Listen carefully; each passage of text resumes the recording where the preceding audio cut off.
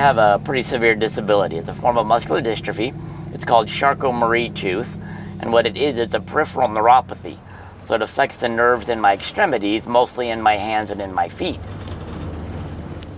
Normally, I'm stuck in a chair or in my scooter or something like that. But when I'm in my Jeep, it gives me opportunities to go out with my friends and to be just one of the guys. To do what everybody else can do as well as them, if not better. And so what that does for my self-esteem and my self-respect is just irreplaceable. When I go out in my Jeep, it literally is my gateway to the outdoors. I couldn't come out here and see these things and be in these places without some kind of motorized vehicle. I couldn't ride a bike, I couldn't ride a horse, I certainly couldn't hike.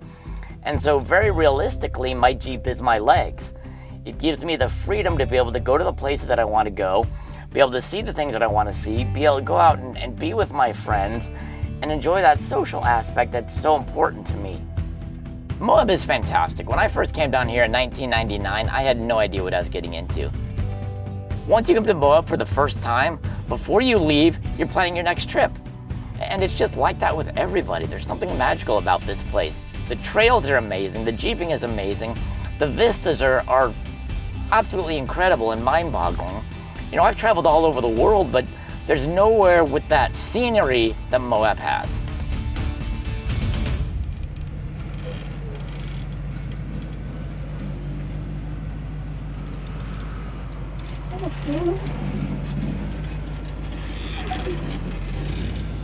There's such a sense of accomplishment when you're able to go down into an obstacle like Mickey's Hot Tub, and you're sitting there in the bottom of it, and you're looking up at it thinking, I don't know if I'm gonna make it or not.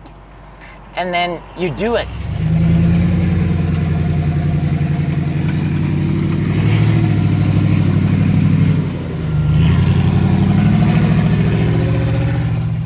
I remember the first time that I tried Mickey's Hot Tub, and I didn't make it out of it. I actually rolled my Jeep.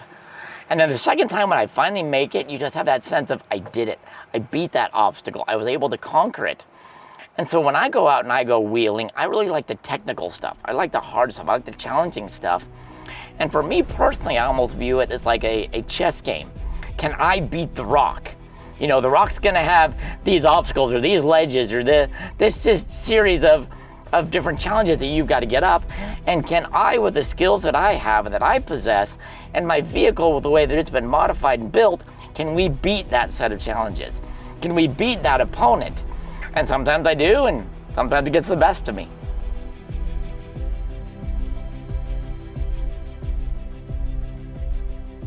I was diagnosed when I was 6 with my disability, so I've always had it, I've always known it. And there's so many people who are born with challenges or who develop challenges later in life, you know, whether they're in an injury or a sickness or, you know, an accident, something like that, that all of a sudden something has changed. And it's really easy to kind of get into a funk of, oh, you know, woe is me, and, you know, I can't do anything. I can't live my life like I used to, or I can't live my life the way that I want to. And I've always thought you've got two choices. You can either sit at home on the couch and you can whine and complain about how rough your life is, or you can live your life and go out and do it.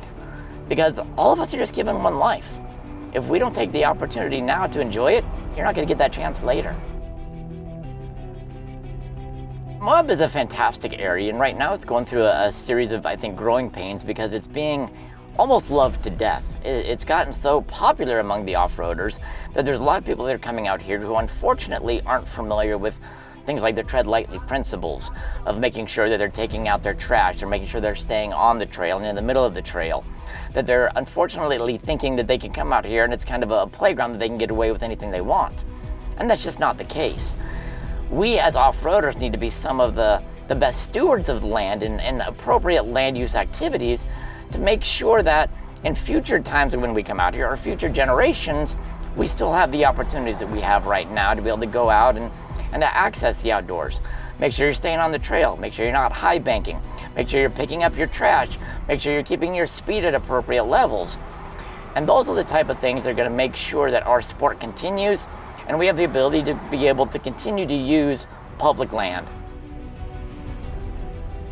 To be able to keep that access is vitally important because there's not only me, but there's a large percentage of the population of this country that can't hike, can't mountain bike, can't ride a horse because a bad knee or a bad back, or they're too old, or disabled vets, or various different challenges that so many people have. And so I think it's vitally important that we're able to maintain that access to be able to allow Americans to be able to enjoy Americans' public land.